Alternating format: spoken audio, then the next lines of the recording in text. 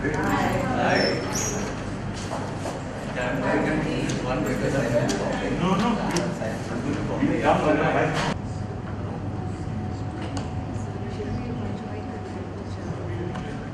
yeah. They actually no, I also went slow, but then I used it up again. She's from the church. So maybe one.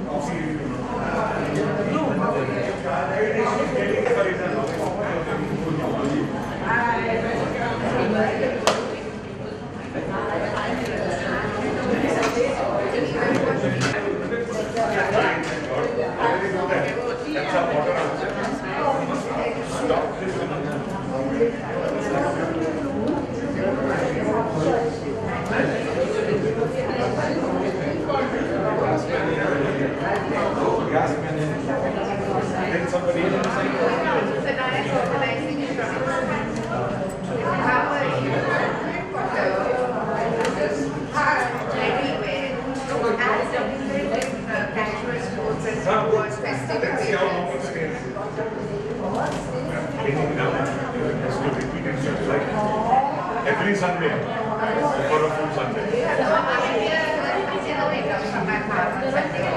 Every morning is such a rush.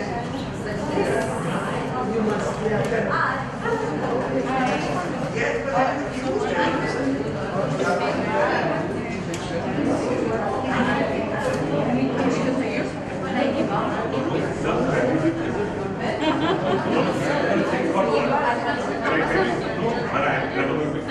So, I ordered one particular element and getting something else. It is right only. That is what is still there. That channel is still not sorted, so I want to get it.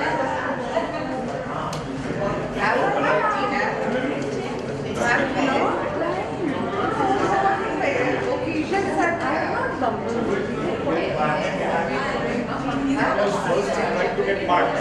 With the parts that looks so expensive, only gold and not.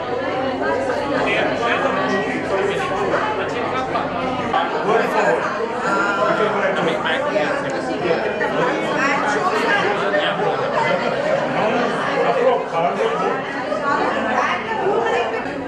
So this is not, not also at all important. Okay, scholar will see this. Never. Pehla भी script yes.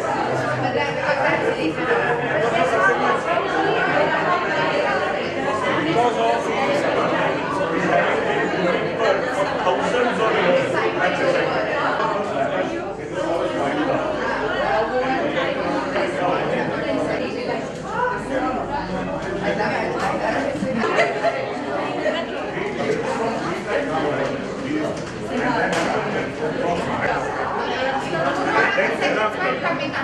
Once a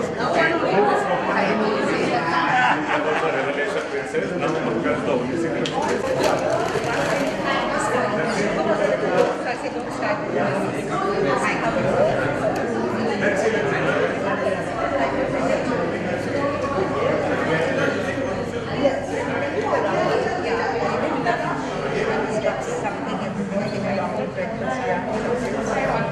Thank you.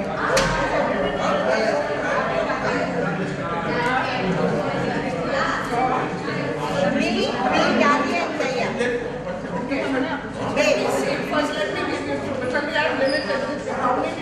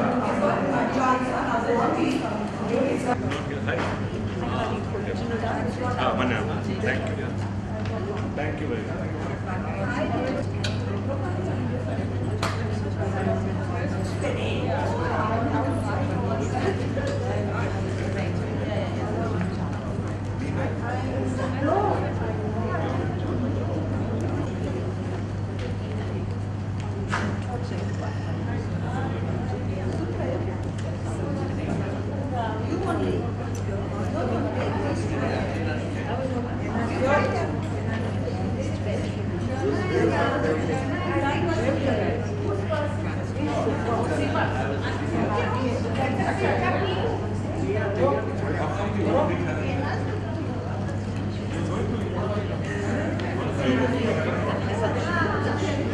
wanted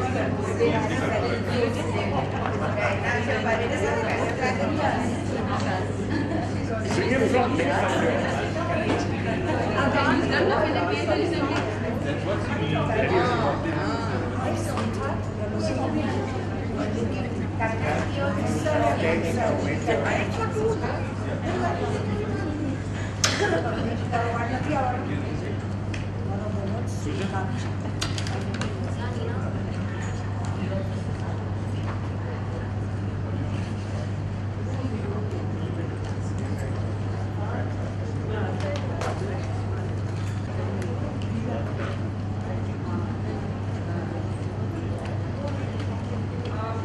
Request everybody switch off your mobiles or put them on silent, please.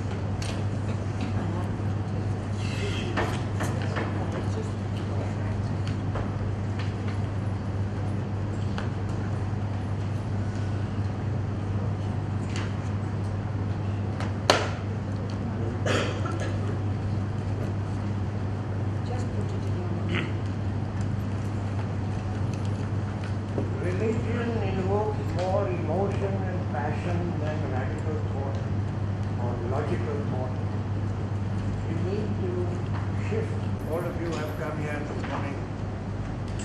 What delights me more than anything else is the fact that there are at least 3 or 4 members of mixed married couples.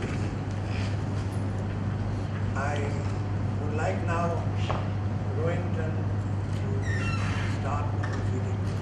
When it was some time ago, that with a very small but rather intense group, we had these Gatha classes at my home at Gitanjali Enclave. My other Rati was there, Jana was there, and the one person I miss the most is Niku Maneksha, who was perhaps the oldest and the keenest of the lot in trying to unravel the mysteries that are in these great texts.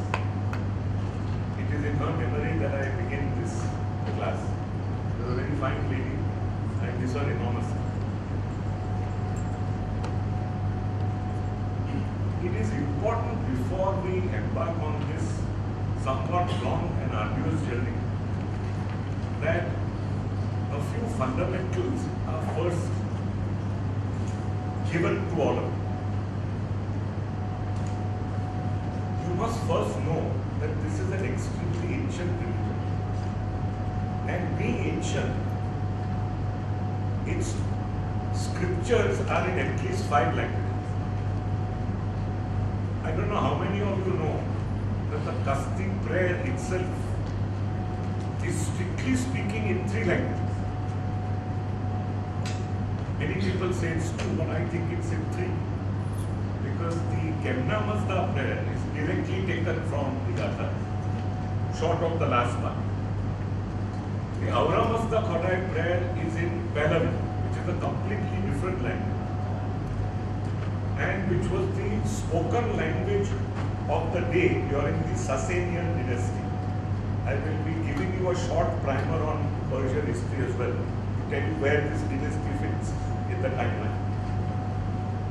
And the Jasway Avangya Mazda prayer is in Avestan as opposed to Gathic Avestan. So it's a younger language, it's almost the same, but there are a couple of small differences.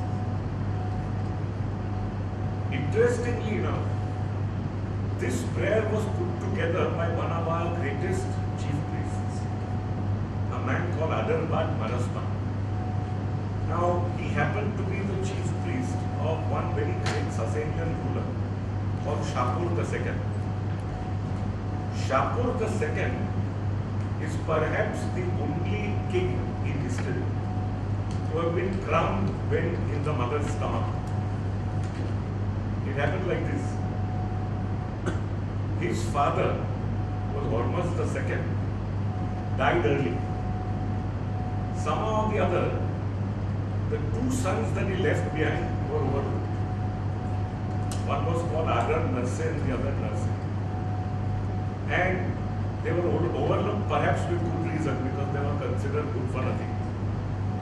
So the Queen Mother and the Regency Council at that point of time, little Shakur was 3 or 4 months in his mother's stomach, decided to call upon one of the chief priests. And one of the chief priests saw the lady, saw the stomach, and predicted this would be a very great king, astrologically. Predicted first that it was a man. And the imperial diadem, that's the crown, was actually placed on the mother's stomach. And was crowned, so to speak, in utero. It was in this man's reign that this great chief priest formulated what we call our Kasti prayer. Now, before we go to the Kasti prayer and before anything else, I think it is important to give you a short background of our history, after which we go to our two basic prayers, Gatha and Ashet, both in the Gathic language. One other interesting thing which I must tell you at the outset. When you read this particular translation, and I would exhort all of you to start reading it and keep reading it as we go along, because it will keep giving you different meanings, different senses. It will keep inspiring as you keep reading. One interesting thing is, you must remember that as Sir William Jones, a very great English judge, came to Calcutta in the 18th century, discovered this is, Avesta is a part of what is called the Indo-European group or family of languages.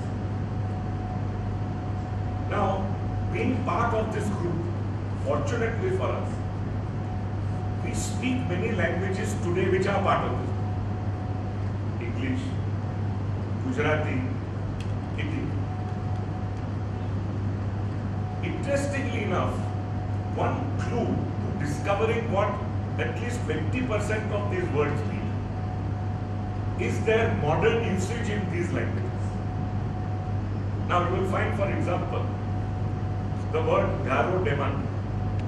I don't know if most of you are familiar with the Zoroastrian concept of what we call heaven.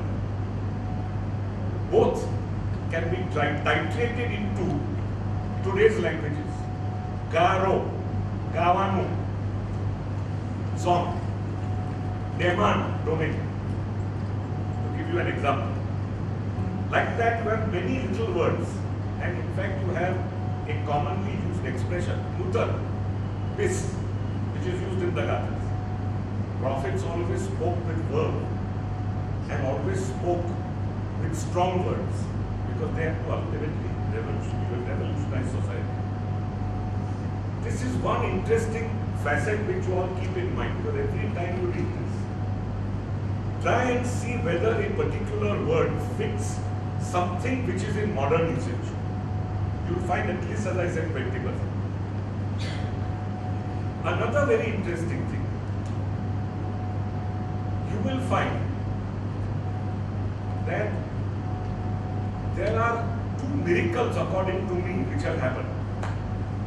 One miracle is that somehow or the other, what somebody said at least 3,000 years ago has come to us more or less intact. Second, the fact that what he says is completely relevant to live by today. Both these are amazing things. And I can tell you that thanks to philology, we are able now to decipher what is stated in the Gathas, basically through Rigvedic Sanskrit, because the language happens to be identical. There are a few inflections here and there which are different, but otherwise, if you go by a Rigvedic Sanskrit dictionary and translate for yourself word by word, you will get a completely authentic meaning of the expressions used in the Avesta. So, we also happen to live in an era where scholarship has provided us with this other great insight, so that we are able perhaps to divine what Zoroaster said far better than our forebears for at least the last 2000 years. Now, having said this, a short excursus into our history. As you know, our recorded history begins really with Cyrus the Great. But before our recorded history, we are told in the Shahnameh that there were two other great dynasties which existed before the Achaemenians. First was the Peshdadanian and the second was the Kayanian. Now, it is in this Kayanian second dynasty that Kavi Vistas, who is spoken of in the Gathas, and who was the monarch who Zoroaster converted, ruled. So when you have references to Kavi Vistas and you have references to the Spitamma family to which Zoroaster belonged, this obviously belonged to an era way before 500 BC at least. We don't know exactly when, but we can say with some degree of confidence, way before. Another interesting thing, Zoroaster himself says that he is the first ever to have communed with one almighty creator God. This is another statement which is very interesting. Because according to him, he was probably brought up as an Agnihotri. He says, I'm a Sotar, which is the equivalent of a Hotar, which is a fire priest in the old Rigvedic faith. The Rigvedic faith, as most of you know, again was an ancient, I wouldn't even call it faith, it was really various statements made by persons who considered themselves in communion with forces other than our own. And the Rigveda itself is divided into 10 mandalas or books, spanning at least 3000 years. Now, the Rigvedic faith is something which believed basically in nature worship and in the worship of certain persons who became so powerful that they got deified after death. For example, you will find Mitra and Varun, who are both upholders of the ethical orders, referred to as Asuras in the Rigveda. Asura and Ahura are interchangeable, and they only mean Lord, somebody who is worthy of worship. So, Mitra and Varun are called Asuras, that is, persons who are lords, worthy of worship, because they uphold contract. Basically, they uphold the ethical order. As opposed to them, you have Indra.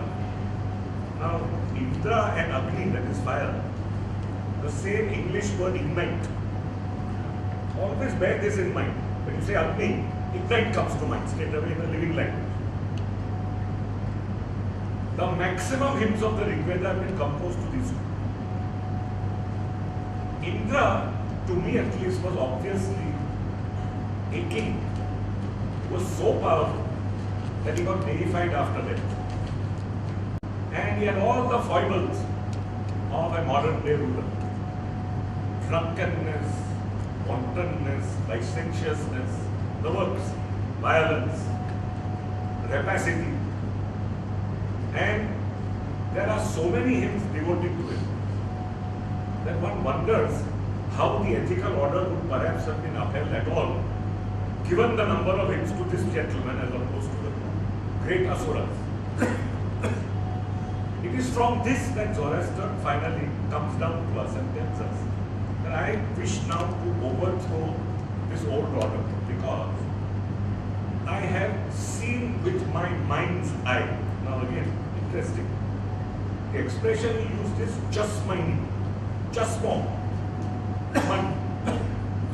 With my mind's eye, Almighty God, one creator God. So whereas the expression Asura or Ahura was always there in the Rigveda. Mazda was coined by him for the first time. There is no Mazda in the riddle. This is the great advance that he makes. Because he says, I am the first to receive a revelation of things that a human being cannot otherwise be exposed to from this great creator God. And again the word Mazda is split into two words. Maz and Da. Maz, again you can go to the root, the ancient root, from which the English word majestic comes. Same thing. So majestic, great, and Da is creator. So Ahura therefore means the Lord, an old expression to signify somebody worthy of worship. Who is the great creator and creator of everything that exists. Now, having given you this short introduction, let me also give you a few timelines so that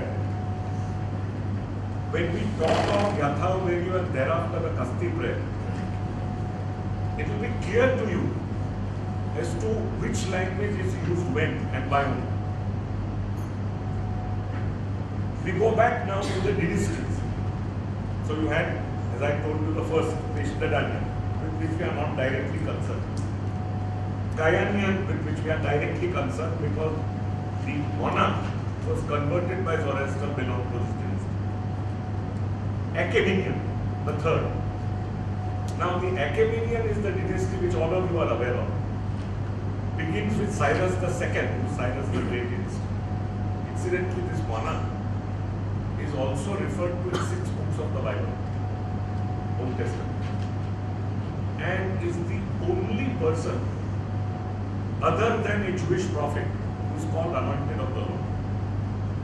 And the reason he is called Anointed of the Lord in the Old Testament is that when he conquered Babylon, not only did he give every citizen the right of free worship, that is the conquered people, but he actually told the Jews, not only can you go back to your mother country, but I will also, with my funds, from my treasury, rebuild the temple that Nebuchadnezzar has raised to the ground, which was the second time. Interestingly enough, this happened only in the reign of Darius. Cyrus comes and goes, Cambyses comes and goes, his son. And then Darius, who is a distant cousin, comes. Darius, we are told in the book of Ezra, looks for this decree and asks the Jews that if in fact there is a decree by a Persian that you must rebuild your temple with our funds, of course we are bound by it. It was ultimately found. And it is with funds from our treasury that second temple was built in the reign of Darius the Great, of which one of the outer walls happens to be the Wailing Wall at which Jews worship today. That wall itself is in 2 parts, if you look at it closely. The older part was constructed with our funds. The more recent part is part of Herod's great third temple, just before Christ came. So, going back to these dynasties, we have these great rulers. We have Cyrus, we have Cambyses, who was a little off his head, who overran Egypt. Then we have Darius the Great. We have his son Xerxes, and it's under Darius and Xerxes, really, that what I call the great schism takes place. Western culture and Western thought is basically Greco-Roman. Because we were defeated at the battles of Marathon, Thermopylae, Salamis, and Placia, all of which happened within 11 years. From 490 to 479 BC. Because we were so defeated, Persian culture somehow or the other was lost to the West. Completely. So this period is a period of crucial importance. The West, therefore, while adopting the Greco-Roman tradition, abjured the Persian. And it is under Darius and Xerxes that these events take place. Post Xerxes, you have Artaxerxes' son, called Longimanus, because one hand is longer. After him, you have Xerxes II for a short while.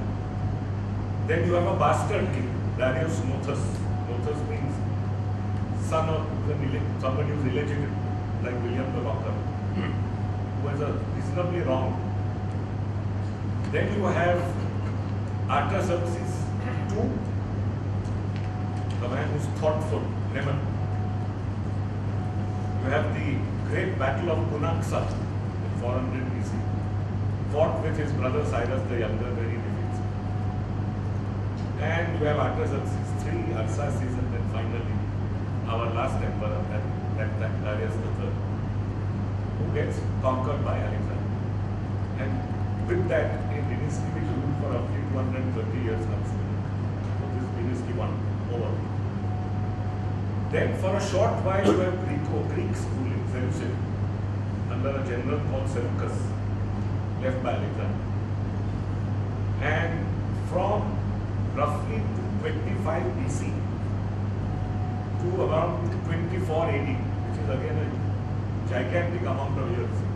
How much is it? 400, 500. You have what is called the Parthian dynasty. Now, nothing much is known somehow about the Parthians, except that they were probably worshippers of Mitra, again the same Rigvedic god who Zoroaster overthrew and came back in later Zoroaster. Because we find at least 6 kings were called Mithridates. But the interesting emperor in the Parthian dynasty from our point of view is Volgoses.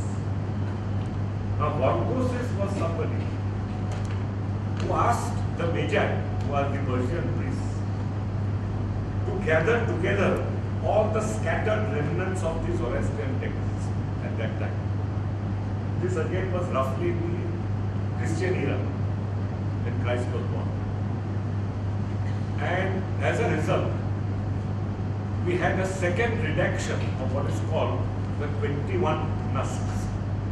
Now a Nusk is only a compilation, and each compilation deals with different subjects. Like for example, the Damdat Nusk, which is lost to us, dealt with creation, which has now become part of a Bhagavi text called the Buddha issue. The only Nusk left from this period is what is today called the Vendida, which was at that point called the Vidaiva Dat. Dat means law. Vidaiva means against, be against. Daivas who are considered demons who worship many gods. So literally it means the law which teaches you not to worship many gods. And because this Nusk has come down to us in its entirety, consisting of 19 chapters, it is treated with a great reverence by modern Parsis, and ceremonies are performed around. Although I must tell you that short of chapter 1 and chapter 19, the rest is nothing but an ancient code of laws. It doesn't have much relevance today. So going back to Emperor Volgoses, it is this man who gets back what Alexander is supposed to have destroyed, compiles 21 books, if you have put it that way, or libraries. And those 21 books continue now for another 500 or 600 years until the Arab invasion, when they are again lost to us. And then, as a result, in the 8th and 9th centuries AD, you have 2 brothers, Maradan Farooq and Zansparam, who are poets, who basically undertook the arduous task of summarizing the lost Nusks in what is called the Dinker. And there are some 18 books of the Dinker, which only give us chapter headings basically, or summaries of what was lost to us in these Nusks. So we come back now to the Parthian period, which, if you remember, is period now number 4. So we've had Vishnu, we've had Kayanian, we've had Achaemenian, which is Cyrus, and Parthian, which has had all these Mithridates emperors. and Borgosis brings all this back. Incidentally, as a matter of general interest, in 53 BC, Crassus was one of the triumvirs of the Roman Empire. That the triumvir put down the slave revolt, the Spartacus, was defeated by a Parthian army. And this defeat was very important in history because the Romans never ever crossed the Euphrates after. So the eastern border of the Euphrates always remained, which the Romans couldn't cross forward. And the immediate crossing was to the Persian Empire. So, 4 great dynasties have come and gone now. The fifth with which we are directly concerned again is the Sasanian. Now the Sasanian begins in 224 AD under an emperor called Adeshar Papakan, that is ancestor Papak. And he happens to be a Zoroastrian priest. So he brings back the Zoroastrian religion, which was in a state of desuetude at that point, in complete force. And every emperor has an archbishop, so to speak, who is recorded by history to be a man who is very important because he essentially lays down what matters of religion for the community are. In Adeshar's time, it was a man called Kartir. And as I told you, in Shapur II's time, it was a man called Adharva.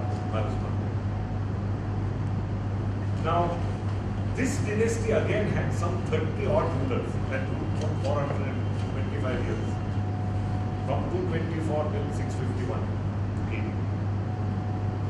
And we are concerned here directly with Shapur II, because it's under him that this great chief priest was the head Matus, so to speak, and was the man who compiled our Kasti prayer. A short background again on some of these rulers, only as a matter of interest before we are read. Adeshar Papakan ruled for about 20 years. His son Shapur I was one of the most victorious Persian kings. You see on a bas relief in Nakshe-Rustam in Persia even today, a very proud Shapur sitting on a charger with his hair waving in the wind, imperial crown on his head, and 3 Roman emperors under him, because in 260 AD, in fact 240 and 260, he had smashed Roman army after Roman army. And the 3 emperors under him are, one is Valerian sitting in chains, who was died in his chains. A little behind him is a man called Gordian III, who again was around for about a year. And behind him is Julius Philippus, somebody called Philip the Arab, who was another Roman emperor. So you have this very proud Sasanian king sitting on a charger with these 3 Roman emperors under him. After him, and by the way with him, one more religion tried to assert itself, which is Manichaeism. And in our modern times, you must have heard of the Yazidis, this group that these radical forces are trying to exterminate. Apparently, like the Gathas, Albigensians, etc. in Europe, these Yazidis may well be the leftover of Manichaeism, because Prophet Mani was a late gentleman, believed in the synthesis of 3 faiths, Zoroastrianism, Buddhism and Christianity. And he took the polar opposites from Zoroastrianism, but then made them completely different. You had light opposing darkness. And whereas in Zoroastrianism everything is light on earth, and there is happiness on earth, everything on earth is darkness, and so on and so forth. Now it is this prophet who also was encouraged under Shapur, but under one of his successors was put to death, thereafter second. So this had a short-lived existence here, but somehow or the other managed to spread to lands other than Persia. And Saint Augustine tells us in his Confessions, very great early Christian father, Then he happened to be Manichaean till he was 20 years old, until he saw the light. Then you have a couple of emperors until you reach Shapur II. After Shapur II, again you have a number of emperors. The interesting ones are Yazdegerd I, who to the Zoroastrian orthodoxy was called the accursed, because he was somebody who was tolerant to other faiths. In fact, he married a Jewess as one of his wives. You have Yazdegerd II, who was his opposite, who had forced conversions in Armenia, as a result of which, the moment the Zoroastrian yoke was thrown off, they became Nestorian Christian again. And of course, you have the two great Khusrus. Khusru Anushiravan, the first, who was perhaps the most enlightened and greatest of the Sasanian kings. And his grandson Khusru Parvez being victorious. Why? Because the empire was at its largest extent under Khusru Parvez. He went all the way to Jerusalem in the west, came all the way to Punjab in the east, was up near the Caspian Sea and then down near modern Arabia. So it was a very, very large extent of empire which he ruled. He is supposed to have got part of the Holy Cross on which Christ was crucified as well, which later was taken back by Heraclius. And with him really our dynasty comes to an end, because after him you have some 11 emperors, sons, grandsons, daughters, ending with poor Yazdegerd III, who ultimately falls to the Arab conquest in two great battles, Qadisiyah in 636 and Nahawan in 641. Now with this short excursus, let us go straight away to the Gatha and the Ashem prayers, because according to me, the building blocks of the entire Gathas rest upon this edifice. And it is important to know and understand thoroughly what these prayers are before we start getting into anything further. We begin with the Ashem prayer first. Now the Ashem prayer is a very simple prayer. And you have to remember there are one or two key words. The key word is first Ashem itself, and another key word is Ushta. The modern day Usha, the light of dawn, has something to do with it. Now, Asha is nothing but the Rikta of the Rig Veda. Now, Rikta is again something like the English word erect. They all come from the same root. When you are erect, you are straight. The path must be straight. So when you speak of Asha, remember the English word erect. It brings it to focus the meaning very sharply. So the idea is, it tells you that to be erect at all times, that is to be truthful, in short, at all times, is good. Ashem Bahu is good. Vahishtam Asti. It's the poet's way of telling you, not only is it good, I am re-emphasizing it. It's the highest, it's the best. Now Vahisht again, the modern word would be Behest. Best in English. What is Behest? Paradise. What is best? See, every time try and focus on some modern expression so that the meaning becomes clearer and clearer to you, both to you. So, don't forget the word Asha is erect. So, Ashem Bahu, truth is good. Vahistam, Behestam, best it is. Ushta Asti, Asti is it is.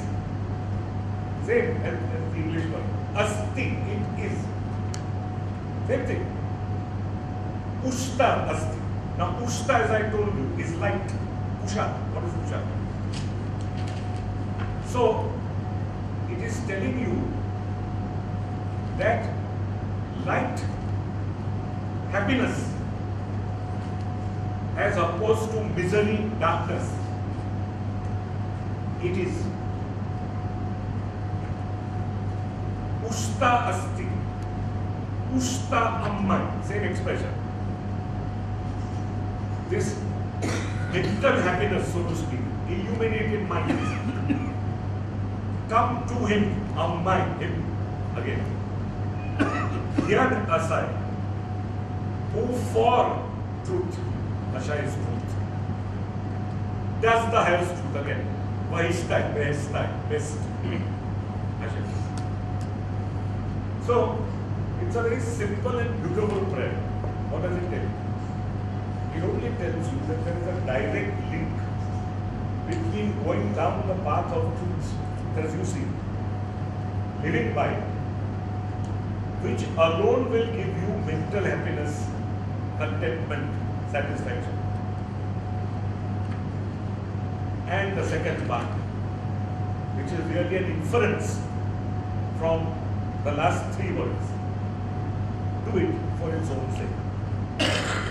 Don't do it because there is some reward awaiting you or because you are scared of anything. Do it because it's intrinsically correct to do. So you have a very simple and beautiful and profound prayer. There are three keywords here. Hashem, erect, truth, Usha, Ushta, happiness, and Yad Asa, for the sake of truth. With this, you come to the Yatha Vedo. Now this is in three parts. The first is a reaffirmation of the Hashem movement. You must remember that. The second stresses good deeds. The third stresses charity. Now how does it go? Yatha Ahu Vairyo. You remember? Ahu is a part of Ahura. What was Ahura? Lord. So Yatha Ahu Vairyo. Just as a lord, some big person, could be a minister, is powerful. Vairyo means a man who wields power. Somebody like Indra in the Rigveda, not Mitrava. So just as there is a lord right now on earth, equal to, let us say, a minister, powerful man,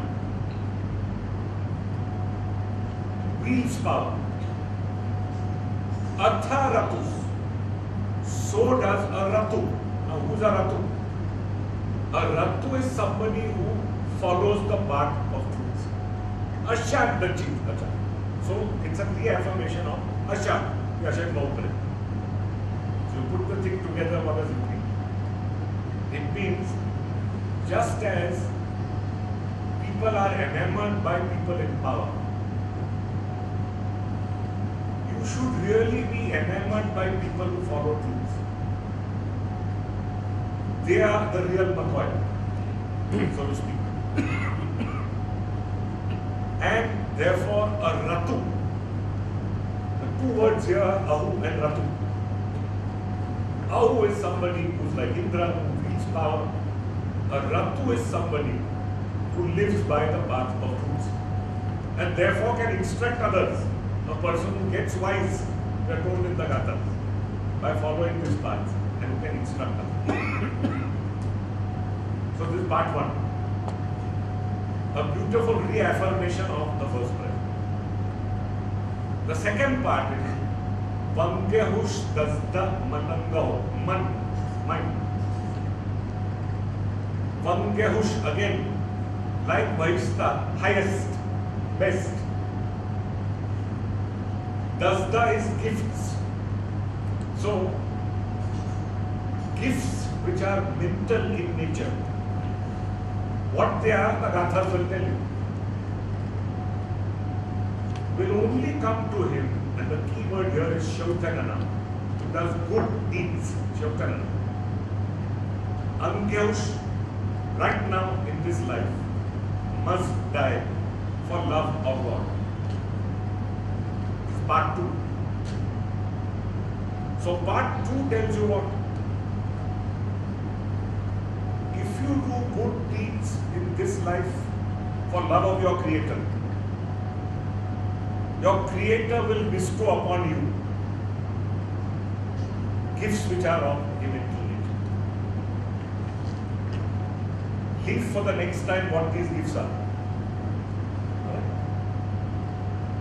And then the last part. Kshatrem cha aurai. Now, Kshatra is nothing short of the power of Almighty God, the creative force of Almighty God. So, Kshatrem cha aurai, that is of the Lord, this great force will be utilized to help you if you in turn help anybody in need, which are the following words. Trikupyo dadat vastaren. Now, a vastaren in the old days was a herdsman. This is an old ancient agricultural community. The very word Zarathustra means golden camel. Ustra is a camel. It's a very, very old rudimentary way of life. So the herdsman was the person who was the guy who was actually working, tilling the fields, etc. Taking his sheep and goats around. If the herdsman was in a position to gives something to anybody in need, trigu, another keyword, the Lord will utilize His great power to give to that herdsman as well. So, you put together the three parts now of Gatha. The first part, reaffirmation of the Hashem prayer. There are very powerful persons on earth. Don't emulate. Emulate only a person who follows truth. Part one. Second, remember it is only by the doing of good deeds that you will be mentally happy. And third, it is only by giving to anybody in need. It's the widest. Charity doesn't consist only in the form of pecuniary benefits. Widest. When you give to persons in need, the Lord in turn will look after you and you. Now, with this prefatory or introductory lecture, therefore, I think I have covered a gigantic span. We cover a lot in history, cover a lot in terms of Avesta, and cover a lot in terms of basic prayer, etc. At this stage, I would like to pause and would like you people to participate. So please now feel free to ask whatever you want, your doubts, because it's only by this method that what is in fact sought to be imparted by me will get imparted. Please begin. Feel free to ask me. Yes.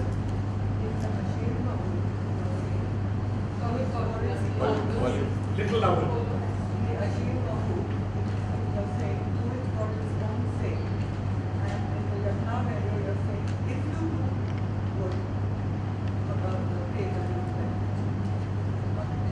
There's no contradiction. Why? Because in the Hashem mode, when you do something for its own sake, the Lord will give you gifts which are mental in nature. It's only telling you that from your point of view, you must do it only for its own sake. It's not that you are doing it so that you get those gifts at all. Your point of view, you do it only so that you think it's right. You must first think it's right and therefore do. The consequence will be that a great power will give you something. Yes. I'm sorry. That consequence will always be. And your parents tell you, I'll give you this if you come first. The point is, as my father said, you have to come first for the pleasure of coming first. So this is the first time that Nobody ever comes first for the pleasure of coming. you do. I can tell you from my experience. But You get such satisfaction from doing that. And if you don't do that, the next time you see what is that. You are dissatisfied, not because you want that gift that or that prize. since this isn't a comparative religious class, I don't want to get into this. If I start getting into these things, we'll digress, enormously. No difficulty in getting into it, but yes.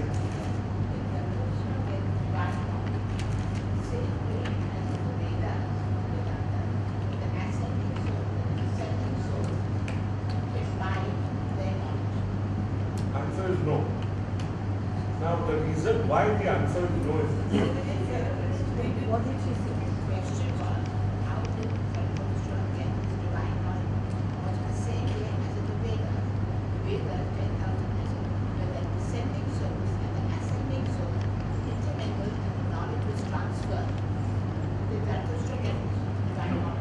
No.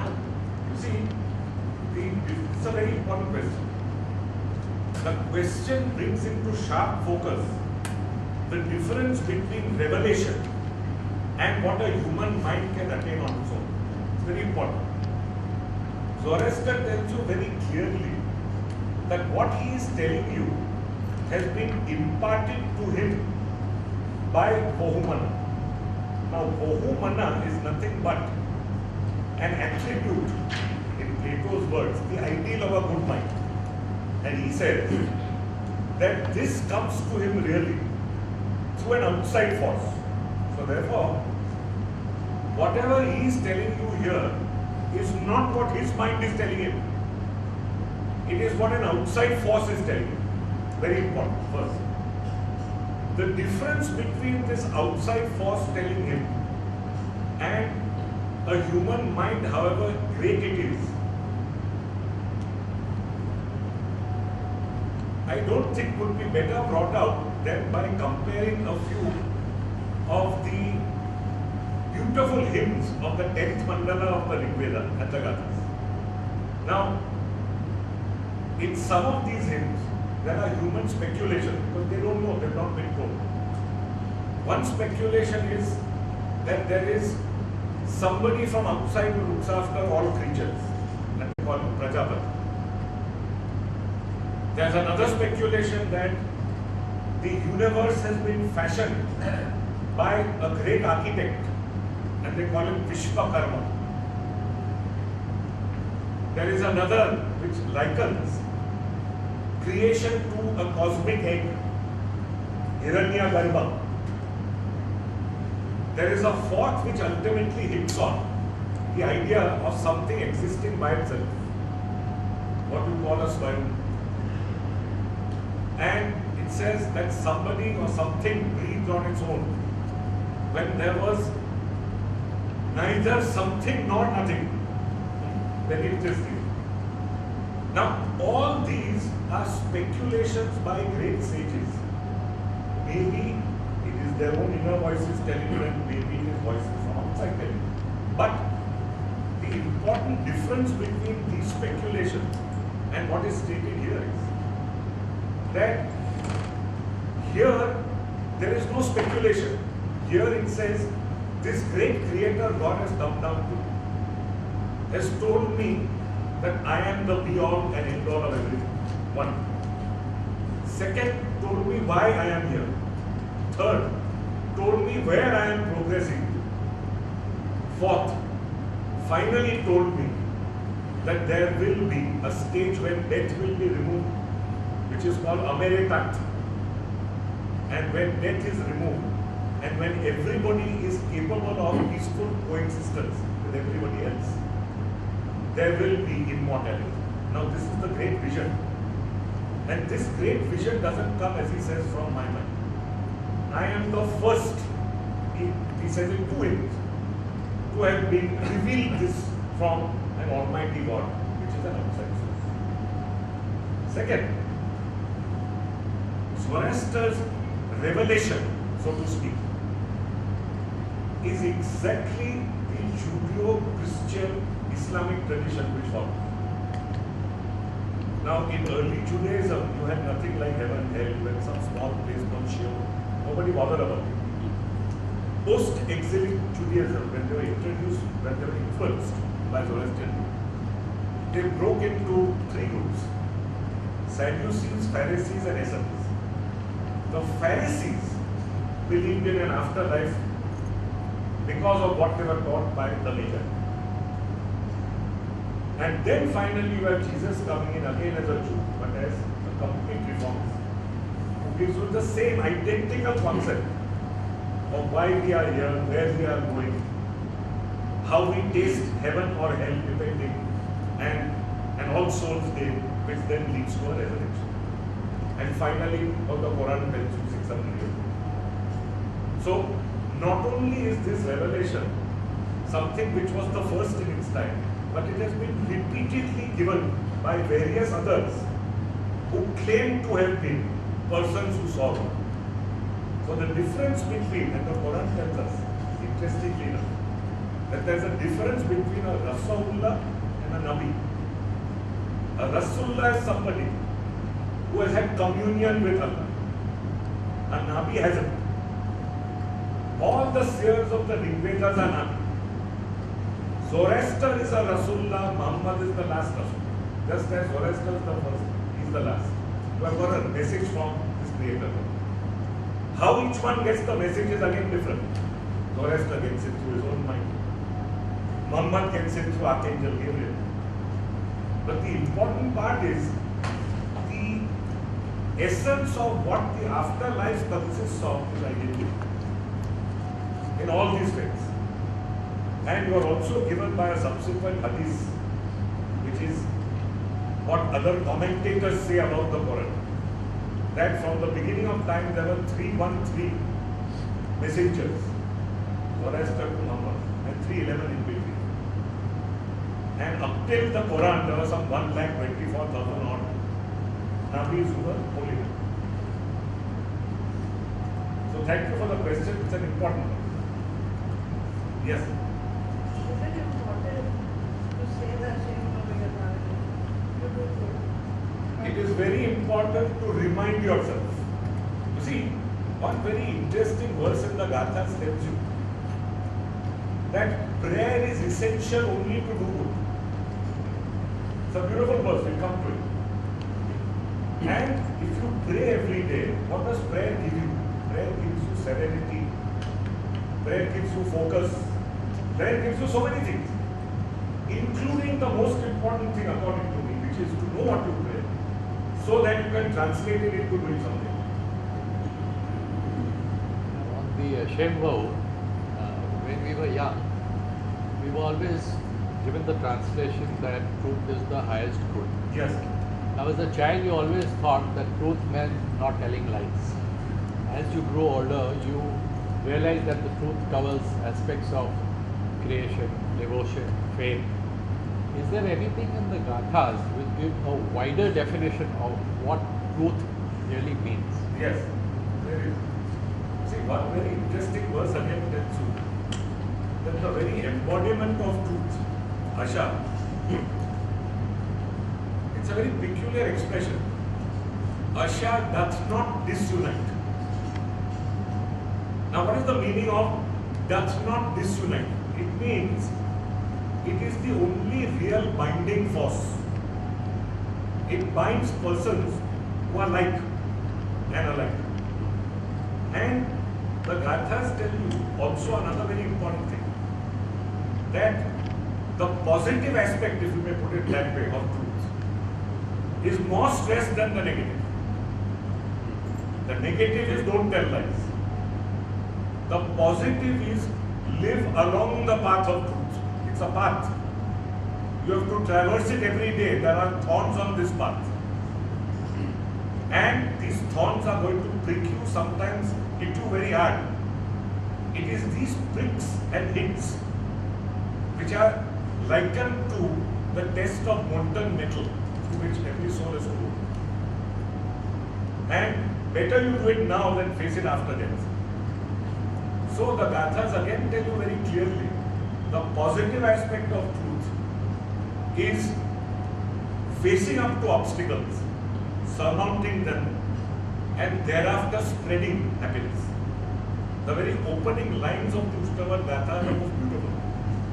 Usta ammai yammai usta kammai chit, which means what? Happiness to him who gives happiness to whomsoever else. So the ultimate aim of this is spread light, not darkness, spread happiness, not misery. And do it by surmounting obstacles. Do it also by living by this path. Yes. Say a word about the question that we asked about praying for happiness. Every time you pray, does it give you a certain protection, a certain psychic vision?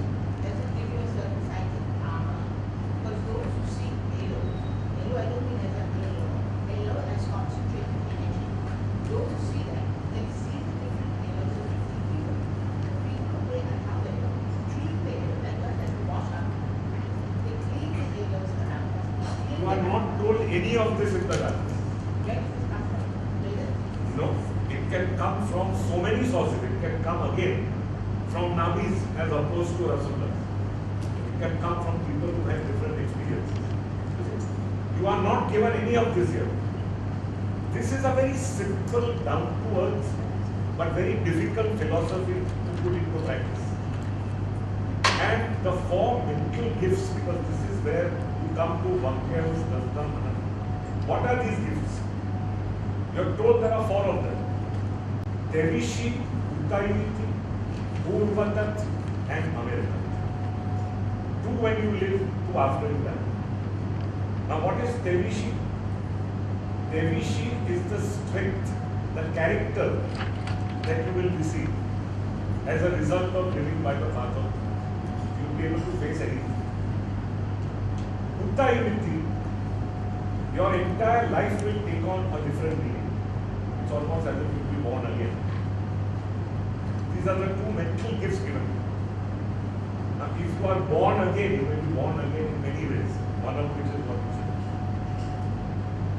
And after you die, it is when you are able to coexist peacefully with somebody else that you become who? Whole. And only when you become whole will death be removed. So these are the four gifts. Yes. The path of truth that you're talking about is as you see personally. So does that mean that it's subjective or objectively equivalent to be subjective to others? Yes, it could, because see, don't forget one other very important thing. Truth as you see it is conditioned by other things, such as non-violence. That's very important. When I come to the Kasti prayer, which I am about to come to, one of the most important things is in the Jasne Avangya Mazda prayer, which is Praspayo Kedra, Nidha Snaitisha. What is a Snaitisha? A sword. What is Nidha? Put it back. Never use it. So, the truth as you see it doesn't mean that it gives you license to be a fanatic and be violent with others.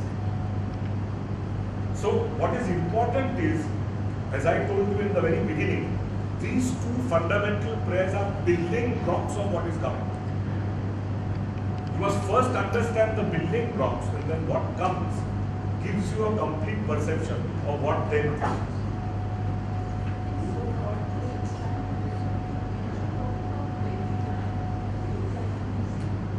See, the Vendida, as I told you, is heavier because it's one out of the 21 compilations of the Emperor Volgosis, 2,000 years ago, which continues to exist in its entirety. All the rest have been destroyed. So therefore, because it is this compilation, it is given great resonance by the Parsis. In essence, the first Fargat, which is chapter 1, speaks of the 16 different regions of the world, and also speaks of a Vara, which is very interesting, happens only in our faith, as opposed to Noah's Ark. Now you have the great flood in every other ancient civilization. In ours, at the time of the king of the reign of King Jamshed, you had probably an ice age. And because of that ice age, instead of water engulfing, people went underground into a Vara. And everybody was saved because King Jamshed took them down into this massive underground camp, which perhaps could be in a place called Berinkuyu in Turkey today. So you are told about these things in Fargan 1. Fargan 19, the last, you are told about various temptations of the Prophet.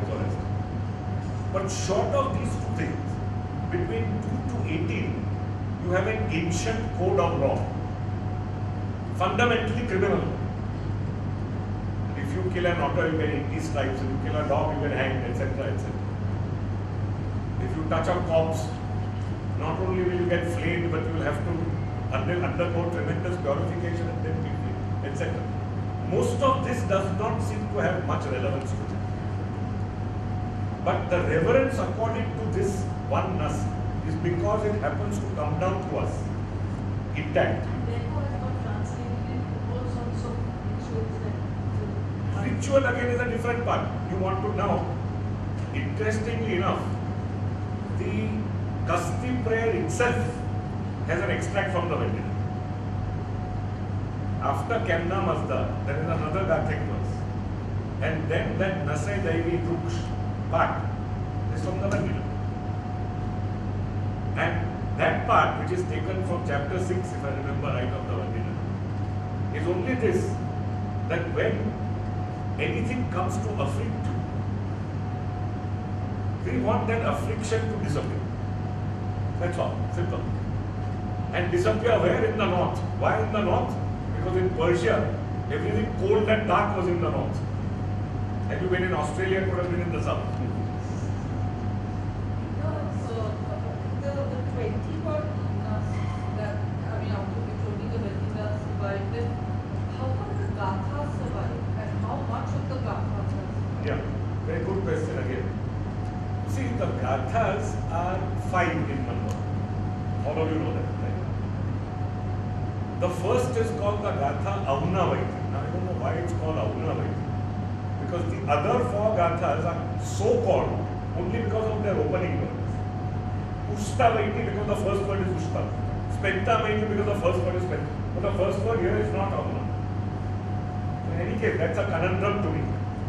The other 4 are so called because of their opening words. They don't signify much.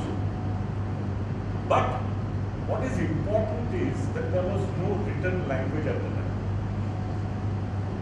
Because there was no written language, you had to, if you wanted to actually, if you wanted something to pass down from generation to generation, you had to compose it in the form of poetry. So what was done was, you have the Aunavaiti, which is a compilation of certain hymns, put into 7 chapters, all of which follow a particular meter from the poetical point of view. That's why they're bunched together. The second Ustavati, different meter, again bunched together. Spenta, mind you, a completely different meter bunched together. Then one standalone Bhaukshatra, and the last standalone, which is really not a Gatha in the sense that it cannot be ascribed to Prophet Zoroaster. It happens only after he dies. So, Gatha 1, Gatha 2, Gatha 3, Gatha 4 are believed by us who have been composed by the Prophet himself. Composed in poetical form. Handed down from generation to generation only when they conned it by rote, not written. And written perhaps, depending on when he lived, thousands of years after. And because it is widely disseminated among so many people, it has come down exactly as it is. 1. 2. How do we know it's come down as it is? The last Gatha has plenty of interpolation. You can make out later. Sorry, The get that Yasna, last bit. the last Gatha has lots of interpolations. Other people have shoved things into it. That's possible with the later Ijasni because it no longer follows meter, no longer is in the form of poetry. So, at least Gathas 1 to 4 have come down intact. And when you follow a Rigvedic Sanskrit dictionary, their meaning tells you they have come down intact. Because there is no stronger test than the content. The content tells you, yes, they have come down. Because the content does not have any of the old gods, goddesses, etc. who creep back. There's no Mitra, there's no Varun, there's no home. In fact, you are told that things like the home cult are like this. This is the strong word Mutar. That there are false priests who are fascinating people by cults like this. Actually. So the content then confirms that it has come down exactly as it is. And what is interesting is the prophet is a man clearly seeking the truth all the time. And is extremely humble, you see. He comes to us extremely humble human.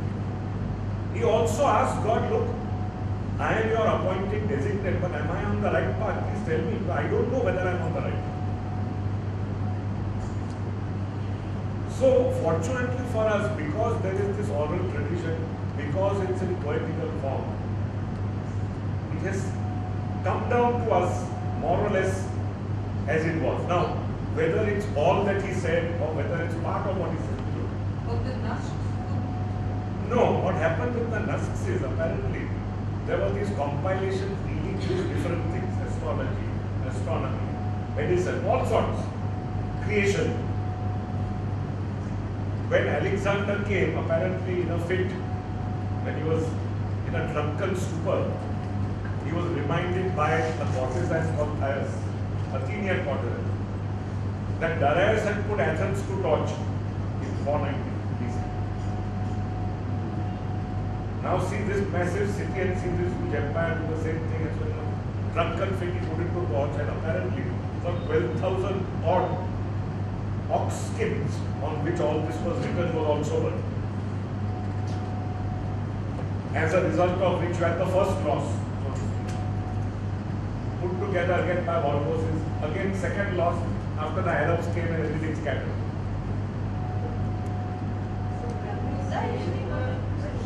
Just one second.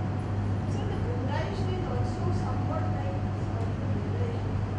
the Pundaishni. Yes. Where is that falling? It's a Pahlavi text dealing with creation At what stage? from the beginning.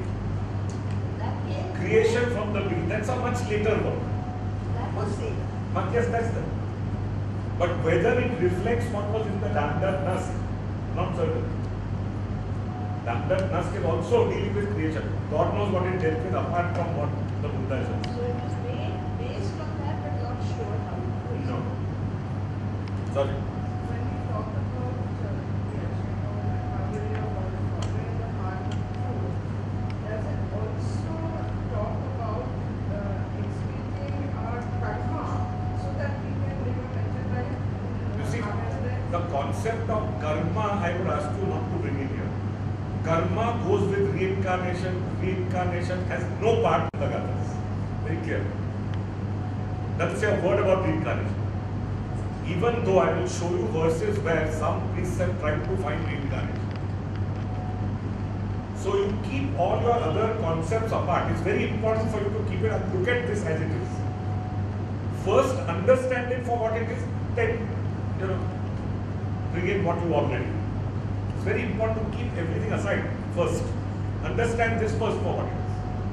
Don't clutter your mind with what is already there. No, it's important to tell you at the outset also.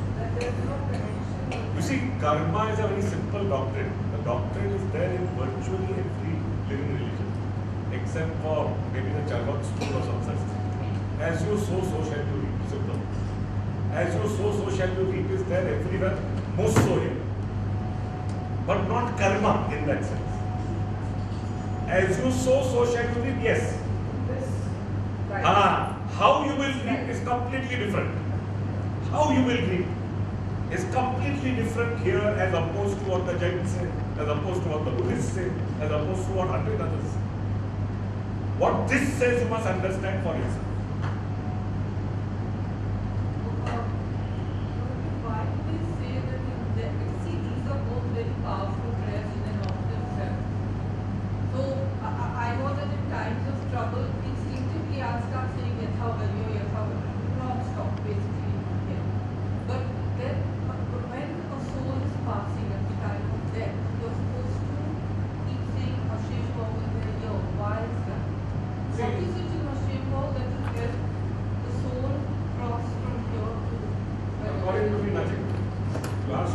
Nothing. Yeah, but I'm just saying that that's the. Nothing. Now, what priestly practices are over the centuries is no part of this law. Right?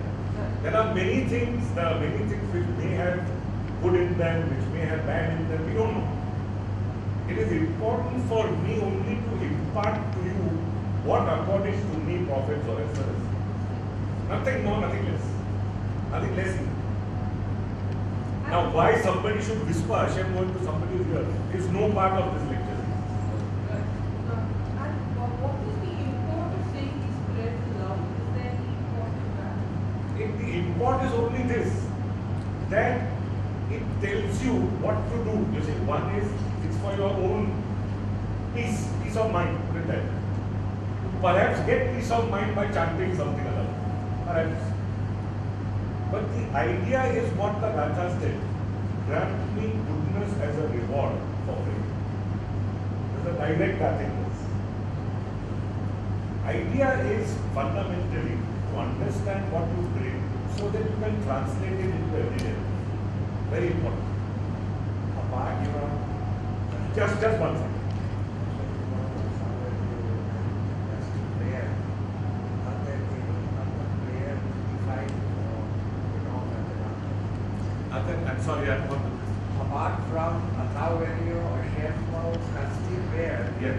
Are there any other prayers talked of in the Gathas or mentioned? Gathas don't speak of any prayers. It's the other way around. The Gathas are the oldest. Yeah. The Kasti prayer happens to take two verses from the Gathas centuries later. It's the other way around, completely. Adarbad Maraspan lives between 309 and 379 AD, which is Shapo's name. This was composed any time before 1000 BC. Get the timeline. So it is only Athavaryo and Shemmo which can be traced back directly to the Again, they are no part of the Gathas. It's interesting. Yatha Uvedyo is not a prayer in any of these 200 odd hymns. Neither is the Hashem. But they were probably considered so fundamental, and they've come down to us as the two fundamental prayers, that they were obviously uttered by the Prophet himself. They are not part of the Gathas. You see, Yenke Hatam is first and foremost a Pazan prayer. So it is again 2,000-3,000 years after these two prayers. It has its genesis, however, in the Ailiyaman Isho prayer, which is Yasna 54.1, which will come to it. So it is a completely different prayer and it comes centuries and centuries after. This follows that you have to have the knowledge of the Gathas. You should ideally have the knowledge of the Gathas and practice that knowledge rather than relying on the power of saying and reciting these prayers. You see, the power of saying and reciting may be good for you individually. May be good for you individually. Right? But the message that comes across is very clearly the doing of good things. Because in the very verse, it's a very beautiful verse. When you ask this question, turn to its status. Come first to chapter 45. All of you have got 45 at page 229. This is the third chapter of the second Gatha.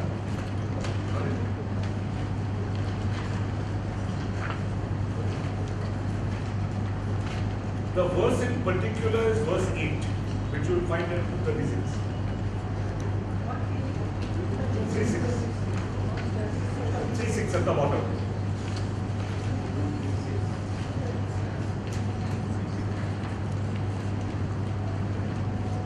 You got it? Now let me read the translation immediately after the Avestan slowly. Him will I seek to turn with hymns of adoration. For now verily I have seen him with my soul's eye. As I told you, Chasmaini Vyagarisam. You will find that in the second line, the Avesta. Temnes Tautais Nemannaho Ha Vyagarasu. Nuzi Chasmaini Vyagarisam. Got it? Right? Now, when he sees the Almighty with his mind's eye, what is the first thing he's told? Good thought, deed, and word. This is very important. Your humatta, hutta, uvasta come from here. Good thought, deed, and word. Having first realized through Asha. Now, therefore, what's he telling you?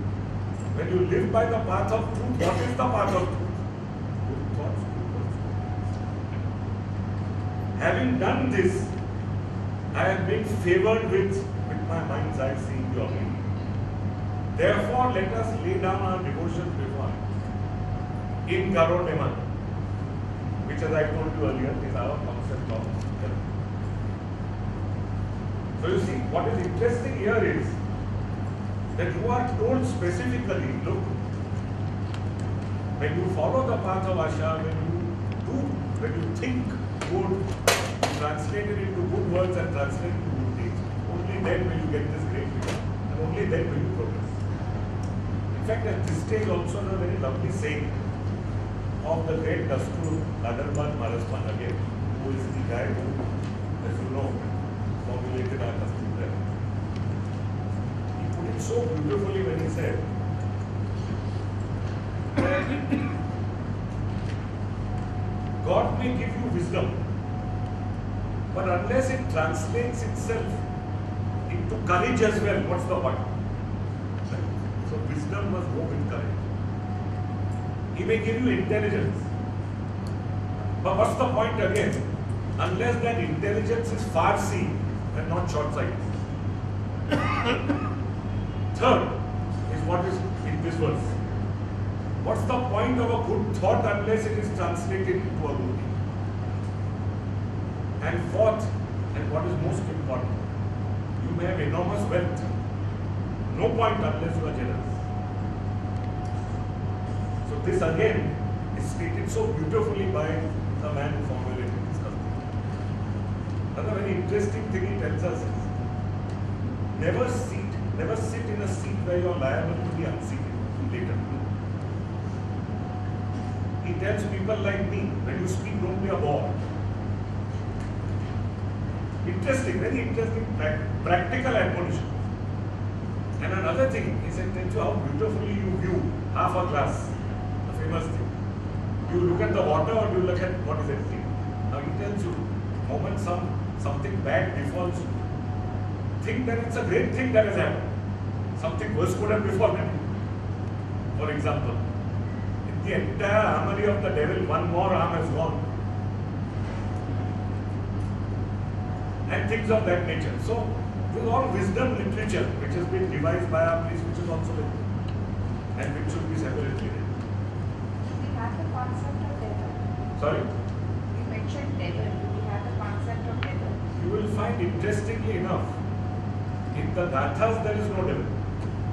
In the Gathas you have one supreme, all-powerful God.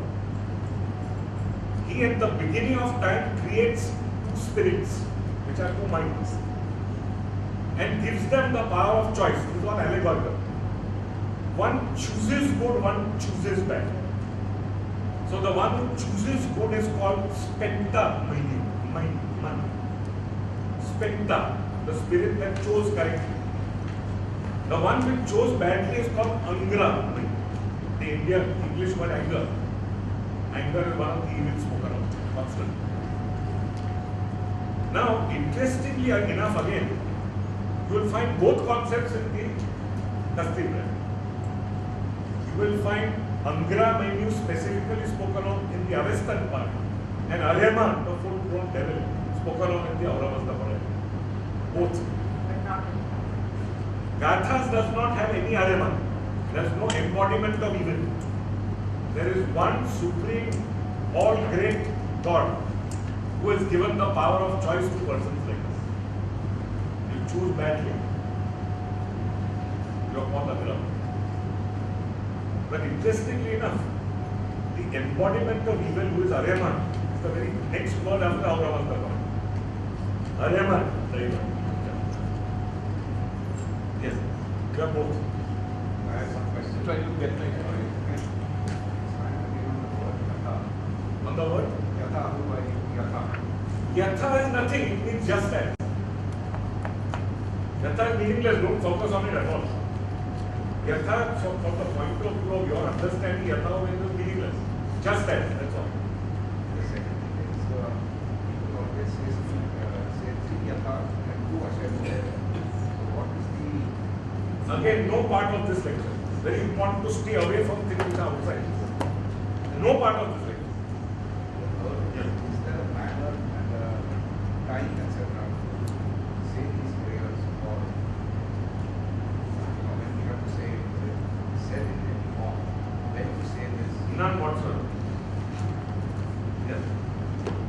Trying to get my dates right. If we take writing from around 3000 BC or so, 2500 Acadian uniform, and Zoroaster was around 1000.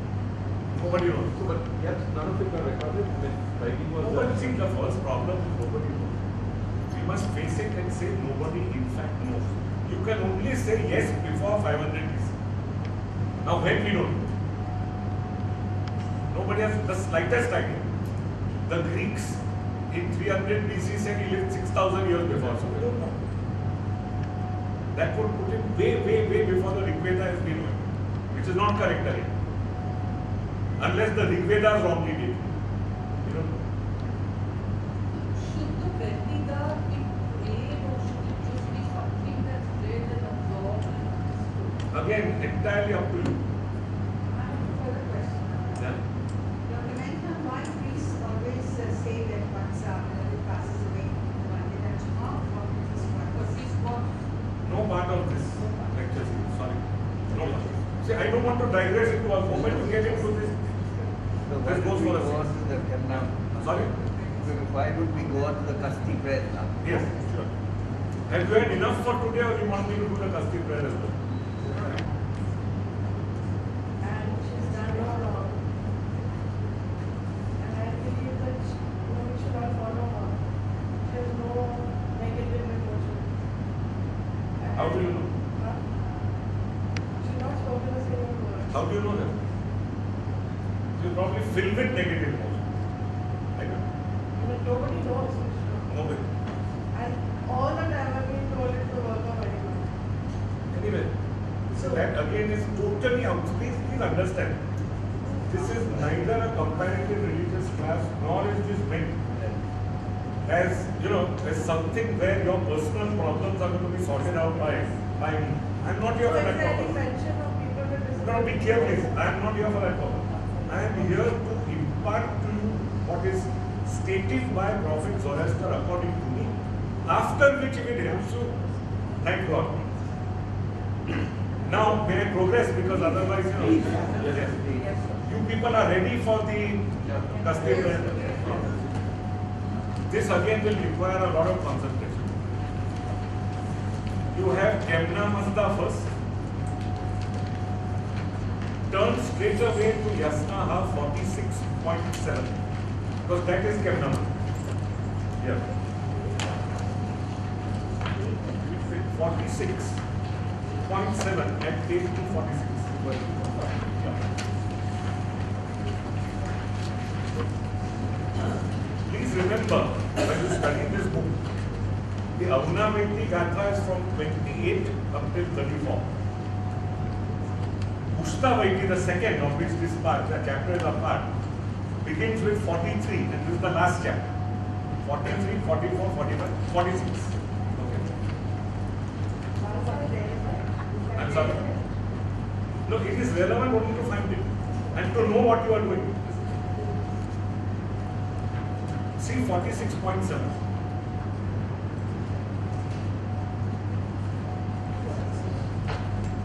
Now, you will find the first part of Kemna Mazda as in Gathic verse which is directly lifted. Correct? Up to Tamai Dastavam Dainaya Savaucha. Correct? What does it mean? I'll read the English translation first and then attempt to explain. Whom Mazda has now appointed protector over one life. When the follower of Arjun sets himself against me with violence, other than fire and mind, through the working of these two, thy eternal law is fulfilled. this sacred law to thou clearly declare to me for my inner self. Now, see, the first thing you have to understand here is the meaning of a few Gathic words. Kem na. The word na is man. Please make a note. Man. Man. So you are talking of a human being. It's very important. So which human being is going to protect me when I am threatened with violence? The answer is no human being. No human being. Only two things will protect me, myself, that is my own mind, and fire, which is the symbol of truth. Gatha, you will find in the Gathas, is a living symbol of what is truthful. Now, why there are so many reasons? It points upwards, it is light as opposed to darkness, it burns up evil, etc., etc.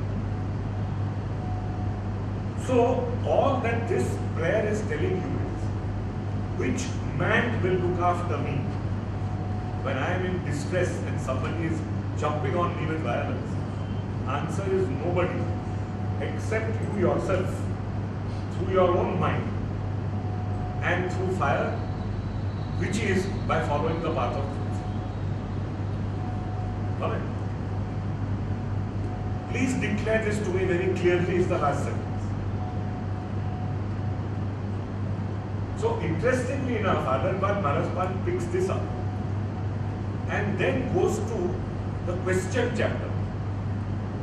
Now, 2 chapters before this, Zoroaster is asking questions constantly. And in the question chapter, there is somebody appointed to protect you. And that somebody is a Ratu. Ratu. Gatha, Ahuvayu, Atha, Ratus. Ratu. Alright. Now come to 44.16. For the second part. Page 224. Page what? 224.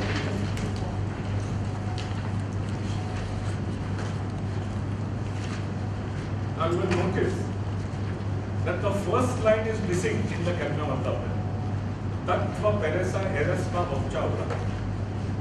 That's the first line, the question asked by Zoroaster in every one of the verses of this chapter. That first line only means, this do I ask thee, tell me truly. Therefore, this is the question chapter.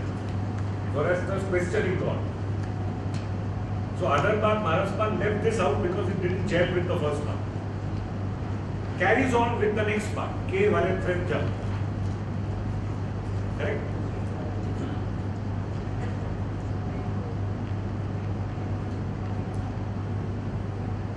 Alright? And you come up to Vasi combined cheat, which is the second part of Kamnaman. Now here again, there is the same thought as in Kamnaman. Who is going to be protector over me when I am threatened with violence then? So here again it says, who is going to protect me, who is going to teach me? And the answer that is given is that a Ratu will teach me. You will find the word Ratum in the third line in the Avesta.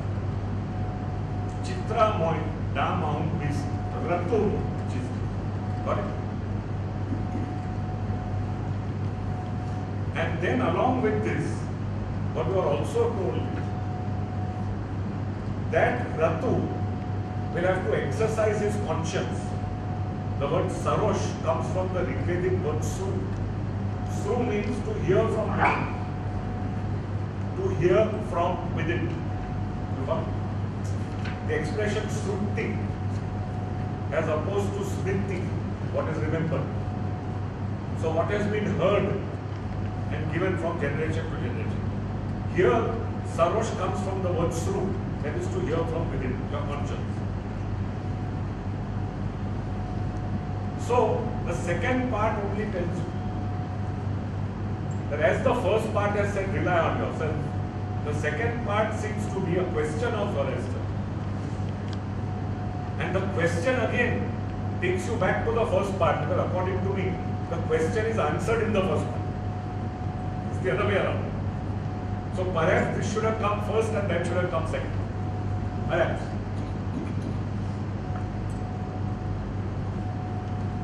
But the answer is again very clear. The answer is, a Ratu will help me. Who is a Ratu? Again, the man who lives by the path. The man who lives by the path of truth. So these are reasonably obscure verses. I don't know frankly why they were put up. But the important thing that comes through is that the idea of developing your own strength and character seems to be uppermost,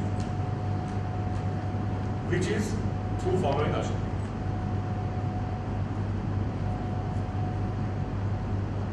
And then after this, you have that extract from the Vandana,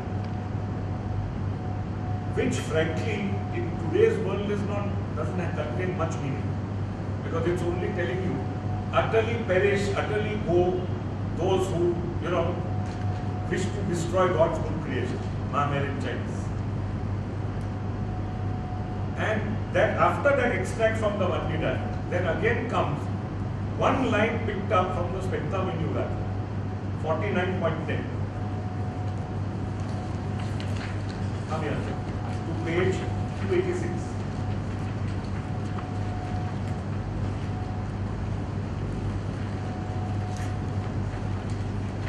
Line 3 in the other side.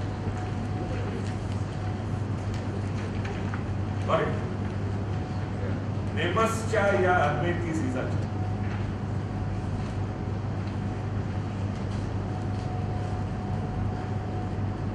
Everybody got it? Yes. You remember that's the last part of the Karnamalta plan, right? This line is picked up. What does Nemascha mean? Nemascha is the same as Nammanu, Gujarati, to be humble. Keep trying to find, some word which has meaning here. You'll get the essence later. Nammanu. So with humility, Isa is wish, desire. Will I become right-minded, mighty, right? Will I think correctly? So what does this line mean in short? It is only when you are humble and you wish to think correctly that you will progress.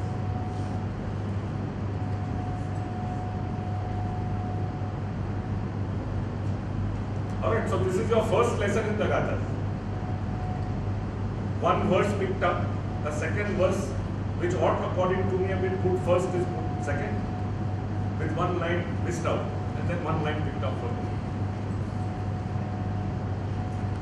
To make a compilation of what your Kemnamanta prayer is, with that little bit of Avesta from Vanilla. So this Sabra and Kasti only originated at this time. Nobody knows. Nobody knows that.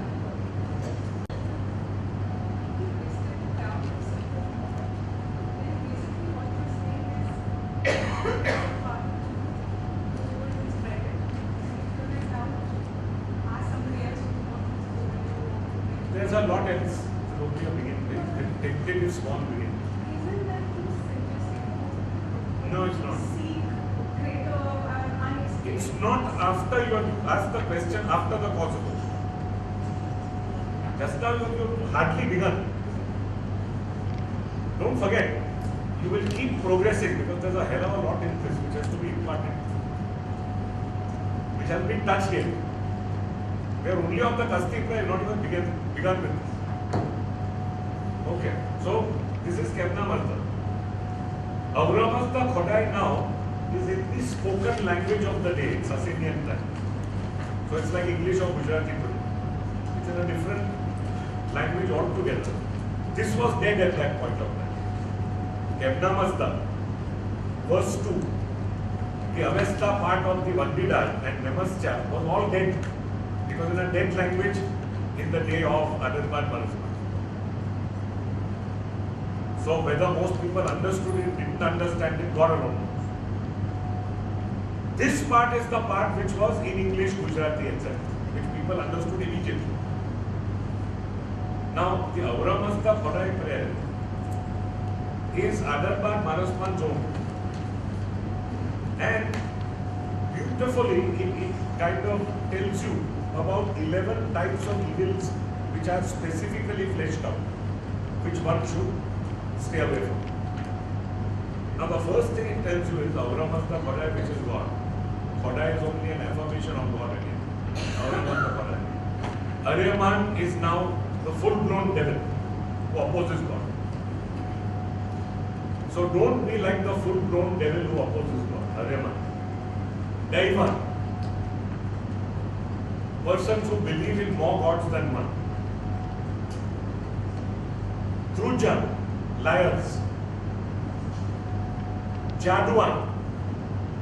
Answers itself. Darvandan is repeated twice. Interestingly enough. Why? Because he's at pains to tell you that if you leave the path of the faith, you will be rudderless. A Darvan is a person who has left the faith. Darvanda. Then you have Gunegaran, sinner. Ashmogan, person with scant respect for Asha, truth. The key words are Kikan, Karefana. Kikan and Karefana being willfully blind, willfully deaf, which are Gatha. They appear here in the verses. And he tells you that that is a terrible form of evil. You see something bad going on, don't shut your eyes to it. You hear something bad going on, don't shut your ears to it. Sastara, very interesting. A tyrant. A person who's tyrannous. And then again, Darvandan repeating. So, it is telling you, fleshing out for you what evil is. And telling you that all these 11 types of evils try and be far away from. And the second part of the prayer is only re-emphasizing the verse I read.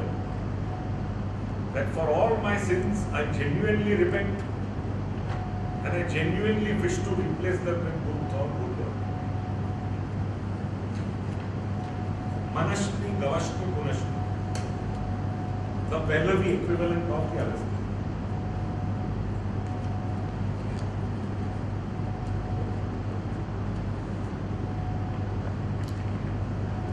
So this second part is the part which Adarban Manasman tells you for himself in the spoken language of the day. Very easy to understand, very easy to implement, and not so easy to implement when it comes to shutting your ears and shutting your eyes. And then you come to the last part, which is again in Avesta. So please remember, Kemna Mazda, verse 1, directly Gathic Avesta. Verse 2, K Varentrenja, again Gathic Avesta. Patanokta Vishyantan Paidi, Vendida. Avesta, not Gathic Avesta. Another language. Nemaschaya, Adventist Isacha, back to Gatha. Auramasta Khodai, Pahlavi, completely different language.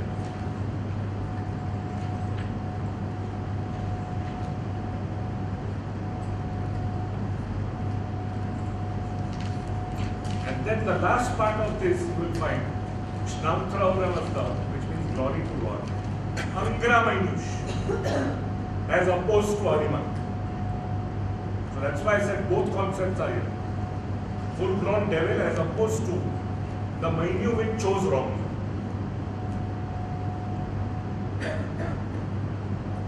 Haitya Varstam, Yat Varstam, Farshostam, Stavnyashem. That only means, the last part only means that all good basically comes from the Lord. And this everybody understands. Everybody who has a reasonable intelligence understands. So, again you will find this constant moving in and out of languages. You move from Gathic Avestan to Avestan in the first, then you come to the spoken language of the day, then you go back to Gathic Avestan. And in the confession of the faith, you go back to Avestan. Jasame avange mazda means come to my aid, come to my help, God. And then you confess the faith for yourself. Mazda yasno apni, I am a follower of Mazda yasno, which means the religion as propounded by Zarathustra. Mazda yasno, Zarathustra. And then all it tells you is again, I obey the good word, the good thought, the good deed, etc. And the 4 key words are very beautiful. So you have Mazda yasno apni, Mazda yasno, Zarathustra. Pravran Astvatascha, Pravaritascha, Astvavattam, Astvavitam Vacho, God's word, Astvavastam Shuk, Astvadainam Manguam, that's the good faith, as taught by Zarathustra. Then you have these concepts of Hait Vadatam Ashamni. First Payok first. First Payok means what? That you are willing to give of yourself. You are willing to give of yourself, sacrifice. Nidhas Naitishan, non-violence. Put the sword back into its scabbard. Never use it. Kaitvadatam, again giving of the self. And Ashamning, following the path of it. And ended again by saying, all good emanates only from Almighty God. Never forget this. And therefore I am a follower of this faith. In brief, that is the Kasti plan. Now, with this, I think we'll end today.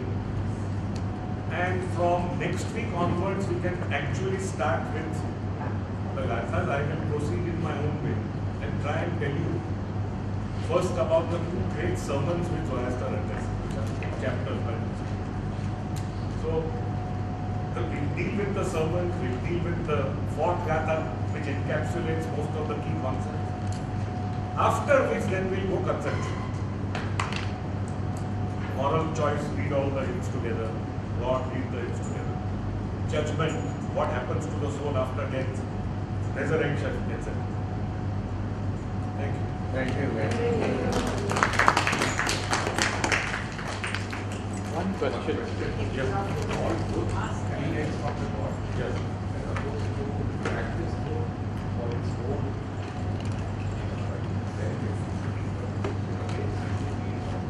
No, they are not opposite at all. You see, all good emanates from God. They are only telling you that God is all good.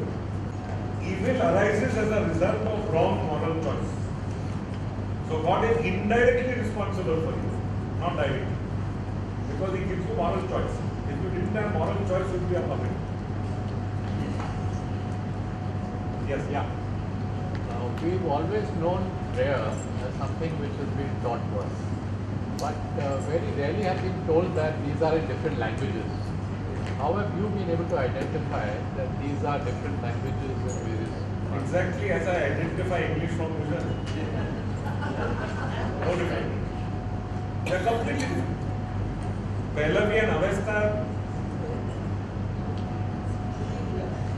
I'm sorry. By myself, yes. Thank you. Okay, one last question. Yeah. You read for yourself the Kevna Mazda prayer alone. The 2 things I gave you. Alright. Read for yourself, try and formulate for yourselves what it means. To start with. And thereafter, once I actually start next week, onwards you'll have to start reading properly. Because then I'll give you, and if you want to presage what's happening next week, you read chapter 30 and chapter 45. Chapter 45. Yes. So if you want it, it's actually a good question. Because you can read for yourselves chapter 30 and chapter 45. Because these are the two sermons that Zoroaster is giving a crowd. Can you tell us how to identify samples? Very simple. You see, you begin with 28. You see the beginning. See the top. 28.1. You carry on 28, 29, 30. Then it will end at 34. From 35 you jump to 43 because that's the next guy. This is all part of the 72 chapters of the Yajashna compilation. You see? What intervenes between 34 and 43 is something completely different.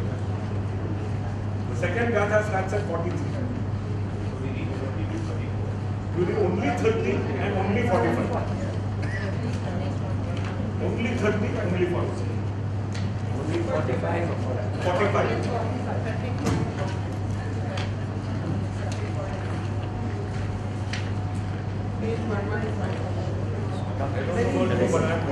Very interesting.